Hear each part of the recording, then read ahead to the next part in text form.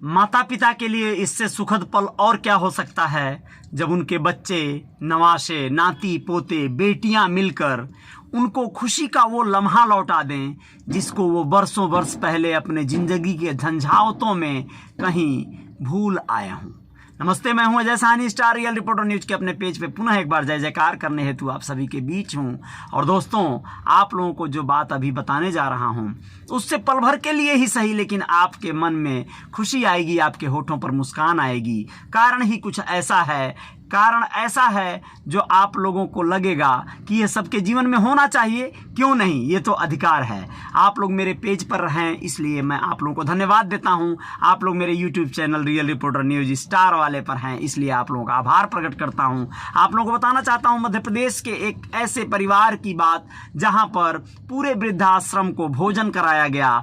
अवसर ऐसा था जब कुछ बच्चे अपने माता पिता का 35वीं सालगिरह के रूप में उनका बकायदा विवाह कराकर जो है दोबारा से उन खुशियों को सहेज रहे थे, बटोर रहे थे। सोचिए कितना आनंद और हर्षोल्लास से भरा हुआ वो अवसर रहा होगा।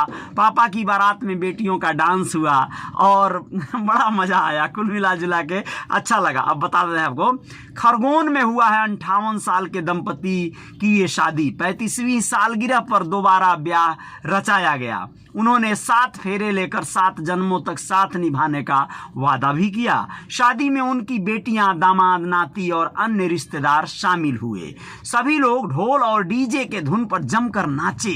शादी के बाद प्रीति भोज भी कराया गया। मामला खरगोन जिला मुख्यालय से 85 किलोमीटर दूर बलकवाड़ा में नर्मदा के किनारे बने वृद्धाश्रम का है। यहाँ सुरक्षा तारे और अनिल तारे ने अपनी 35वीं सालगिरह मनाई। दंपति ने अपनी दोनों बेटियों प्राची, रुचि और दामाद और नाती पोतों सहित अन्य रिश्तेदारों की मौजूदगी में विवाह की रस्में पूरी की। उन्होंने अपने से बड़े लोगों का आशीर्वाद भी लिया जैसे नवविवाहित दंपत्ति लेते हैं। दोस्तों, आप लोगों को बताएं कि कैसा रहा अवसर, कैसा रहा माहौल। 58 साल की दुल्हन सुरक्षा तारे सरकारी स्कूल में टीचर हैं। 58 साल के ही उनके पति अनिल तारे पंडित हैं।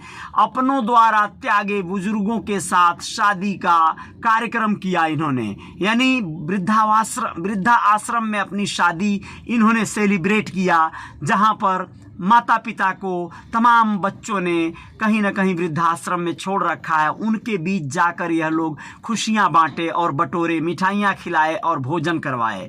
आप लोगों को बताएं कि घराती बाराती महिलाओं ने डांस भी किया। प्रीति भोज के साथ अनूठे विवाह का समापन हुआ और अनिल तारे का कहना है कि मैंने समाज जागरण का निर्णय लिया है, मतलब उन्होंने समाज में जागृति फैलाने का निर्णय लिया है। जो लोग अपने माता पिता को वृद्धाश्रम में छोड़ देते हैं उनके बीच जाकर आनंद मिलता है। अनिल ने अपील करते हुए कहा कि इनके साथ खुशियां बांटें ताकि इनके मन में हीन भावना ना आने पाए। 35 साल बाद दोबारा दुल्हन बनी सुरक्षा, जो उनकी पत्नी थी अनिल तारे की। सुरक्षा तारे का कहना है कि जैसे मेरे बच्चों ने गरीबों के साथ खुशियां मनाई वैसे ही सभी लोगों को खुशियां मनानी चाहिए। चूंकि वो एक शिक्षिका हैं, उन्होंने एक तरह से अपना यह अनुभव और ज्ञान भी इस समाज को प्रेषित किया है। वृद्धाश्रम के बुजुर्ग शिव प्रसाद प्रजापति का कहना है कि तारे परिवार अपने रिश्तेदारों के साथ हमारे बीच आए। आज का दिन हम लोग हमेशा याद रखेंगे। अच्छे से हमने भोजन किया और जश्न मनाया। तारे परिवार हृदय से धन्यवाद उनको कहना चाहता है। अब आप लोग सोचिए कि कितना कौतूहल और हर्षोल्लास भरा वो माहौल रहा होगा। डीजे पर बारात आई होगी, बकायदा वहाँ शादियों का रस्म निभाया गया होगा और वृद्धाश्रम में जो बुजुर्ग बहुत उदास और खामोशी वाला जीवन बिता रहे थे उनके बीच कितना कौतूहल आ गया होगा। वो लोग एक बार अपने शादी विवाह के उस हर्षोल्लास को याद करके भावुक हो गए होंगे। तो ये दोस्तों हम सबके प्रति दायित्व बनता है, जिम्मेदारी बनती है कि पहले तो अपने माता पिता अपने बुजुर्गों का सम्मान करें और अगर हो सके तो उन्हें पल भर की खुशियां ही सही उनके जीवन में लाने का प्रयास करें। अब आप लोगों को दूसरी खबर बताना बहुत जरूरी है, मध्य प्रदेश की है।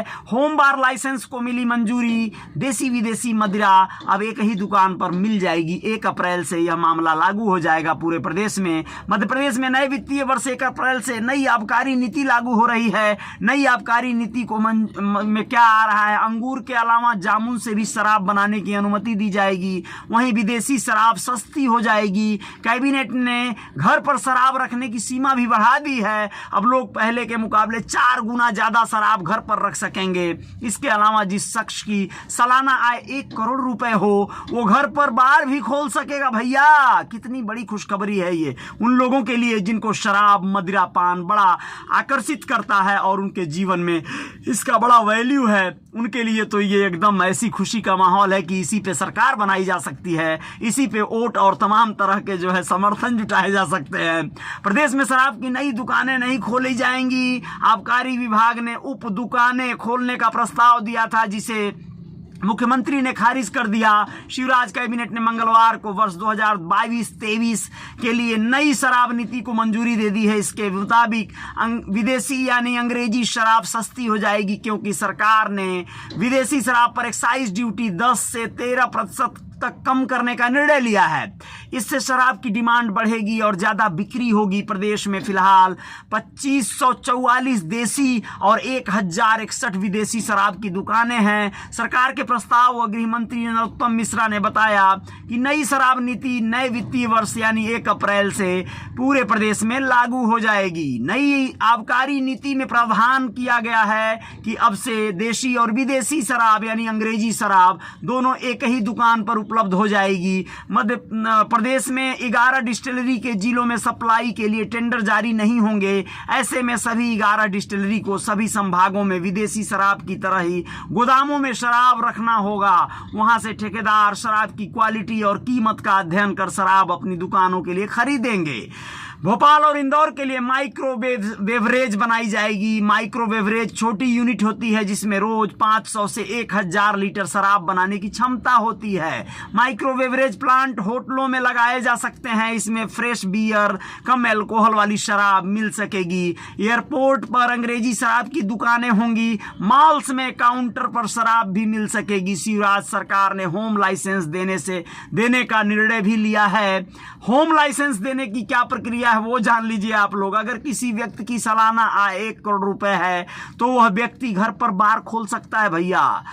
इसके अलावा घर पर शराब रखने की लिमिट भी सरकार ने बढ़ा दी है जिसके वर्तमान लिमिट की 4 गुना शराब घर पर रखी जा सकेगी जो अभी चल रही है। जैसे आप 1 बोतल रखने के अगर अधिकारी थे तो अब आप 4 बोतल रख सकते हैं। फिलहाल घर में 1 पेटी बियर वो 6 बोतल शराब रखने की अनुमति है। अब लीजिए मैं एक की बात कर रहा था, 6 बोतल शराब और 1 पेटी बकायदा यानी 1 दर्जन बियर या 24 बोतल बियर आप रख सकते हैं। इसके अलावा आलीराजपुर और डिंडोरी में पायलट प्रोजेक्ट के तहत महुए से बनने वाली शराब लाई जा रही है। महुआ की शराब हेरिटेज नीति से ग्रामीण इलाकों की शराब को बाहर बेचने के लिए बाजार मिलेगा। दोस्तों जहां पर एक और कुछ सरकारें जैसे बिहार सरकार नीतीश कुमार की शराबबंदी पर पूरी तरह से पाबंद अपने अधिकारियों को सस्पेंड कर रही है या लोग वहां पर ब्लैक में शराब मंगा रहे हैं उन पर नकेल कसने की तैयारी कर रही है, वहीं पर देखिए मध्य प्रदेश सरकार शराब नीति में इस तरह इजाफा कर रही है जैसे उसे कमाने का